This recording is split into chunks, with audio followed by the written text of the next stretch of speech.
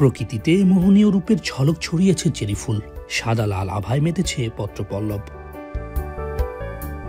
চেরির সৌন্দর্যে স্বপ্নপুরী হয়ে ওঠে দৃশ্যটি কানাডার।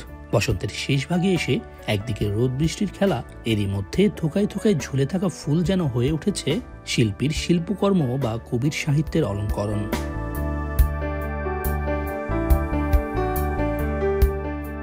চোখে শান্তির পরশ বলিয়ে দেয়া চেরির সৌন্দর্য কানাডার বিভিন্ন প্রদেশেই ছড়িয়ে আছে।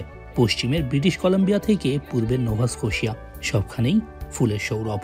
মধ্যভাগে টরন্টো তো পুরোটাই ফুলের রাজ্য। এখন প্রথমে এগুলো ছিল সাদা রঙের, এখন সময়ের বিবর্তনে এগুলো গোলাপি হয়েছে এবং ঝরেও পড়তে শুরু হয়েছে।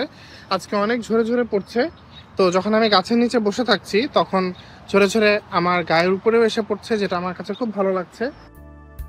এপ্রিলের শেষ থেকে বিভিন্ন প্রদেশে ফুটতে থাকে চেরি, জুন পর্যন্ত, যা মায়ার বাঁধনে রাখে আবদ্ধ। জাপান সরকারের দেয়া উপহার, বর্তমানে কানাডার প্রকৃতিতে আশীর্বাদ। এই সময়টা কানাডায় না গরম না ঠান্ডা, বুক ভরে শ্বাস নিতে তাই দর্শনার্থীরা বেরিয়ে পড়েন বিভিন্ন উদ্যান বা খোলা স্থানে। তাই উত্তর আমেরিকায় সব থেকে বেশি বিদেশি পর্যটকও আসেন এই মৌসুমেই। কোটি কোটি ডলার আয় হয় পর্যটন সংশ্লিষ্ট খাত থেকে। সৈয়দ ইফতেখার, এখন কানাডা।